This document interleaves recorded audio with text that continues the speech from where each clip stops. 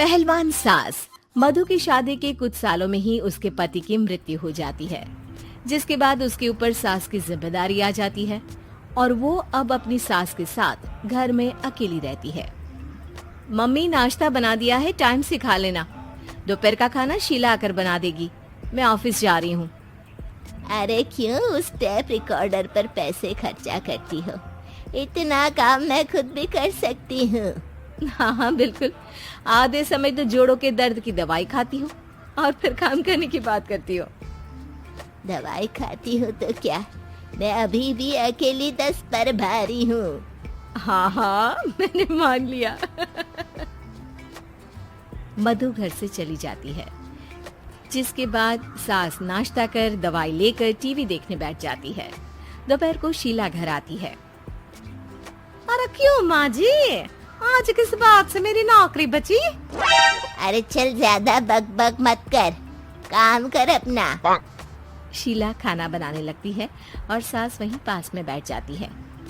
माँ जी, मैं तो हमेशा ही बोलती हूँ, दीदी की दूसरी शादी करा दो। कब तक आप दो औरतें घर में अकेली रहोगी? आजकल माहौल भी बहुत खराब है और फिर दीदी की उम्र भी तो निकली जा रही है ना। तेरा नाम टेप रिकॉर्डर सही रखा है मैंने।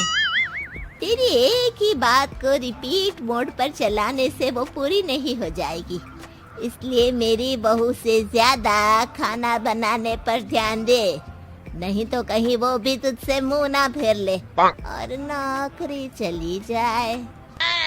क्या माँ जी, आप भी हमेशा मेरी नौकरी के पीछे ही पड़ी रहती हो? तो क्या तेरे पीछे पड़ूं? इसी तरह दोपहर से शाम हो जाती है और शीला अपना काम खत्म कर वापस चली जाती है। अब अकेली सास एक बार फिर टीवी देखने बैठ जाती है, जिसकी थोड़ी ही देर में मधु घर आ जाती है और सास बिना कोई देर किए शीला की बातें उसे बताने लगती है। मम्मी, आप भी ना किसी बच्चे से कम नहीं हो, जिसके पास हमेशा शीला को लेकर कोई ना कोई बात रहती ही है। अब बस भी करो ना, इतनी बुरी नहीं है बेचारी। अरे मैंने कब कहा बुरी है, बस उसकी बातें करके मुझे बड़ा मजा आता है। सास की बात पर हंसते हुए दोनों डिनर करने बैठती ही हैं कि लाइट चली जाती है। अंधेरे में मधु मोबाइल की फ्लैश लाइट जलाकर मोमबत्ती ढूंढने लगती है। तभी उसे हॉल में कुछ गिरने की आवाज आती है। मम्मी, आप अंधेरे में इधर उधर क्यों घूम रही हो?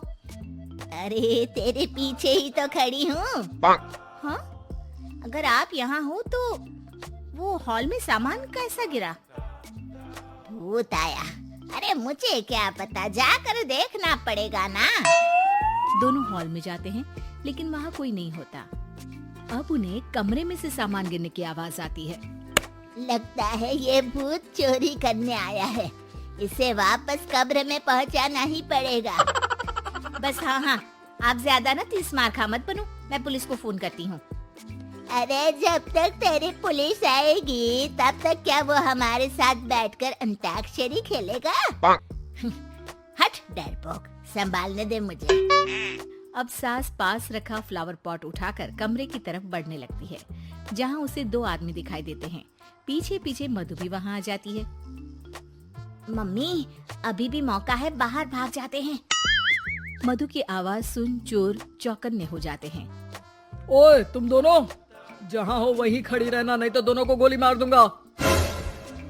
अरे तुम दोनों अभी के अभी बाहर जाओ, नहीं तो मैं तुम्हें जिंदा नहीं छोड़ूंगी।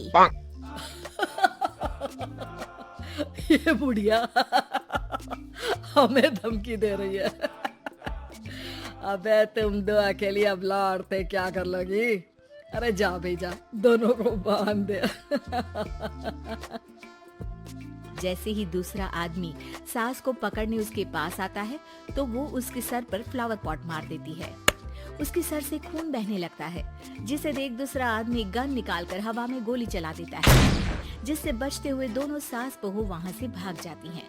अब वो तीनों एक दूसरे के आगे पीछे पूरे घर में भागने लगते हैं। मम्मी, आपने तो सच में उसे मार दिया। तो मजाक में कौन मारता है? और अभी तुम मेरे साथ ही रहना, नहीं तो पक्का मारी जाओगी। ये औरतों को कमजोर समझता है ना।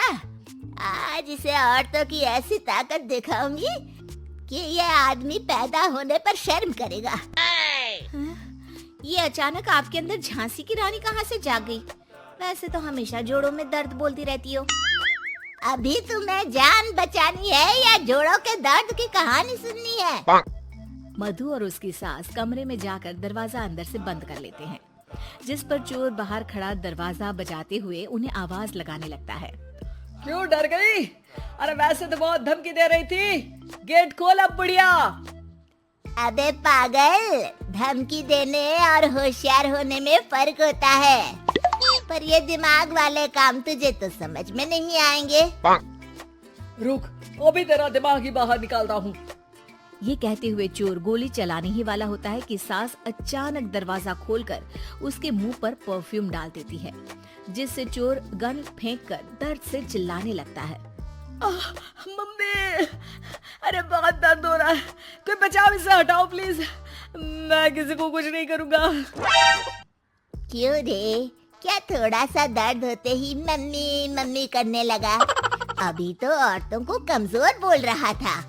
भूलियो मत, एक औरत ने ही तुझे इस दुनिया में जन्म दिया है, और वो भी तुझे ये दर्द हो रहा है ना, उससे लाख गुना ज्यादा दर्द सहकर। इसलिए औरतों को दोबारा कमजोर भूल कर भी मत बोलियो। वाह मम्मी, आपका ये रूप तो मुझे पता ही नहीं था। आपने तो कमाल ही कर दिया। कहा था ना, अकेली ही 10 पर भारी पड़ सकती हूँ। ये तो फिर भी 2 ही थे। इतनी देर में पुलिस भी वहाँ पहुँच जाती है।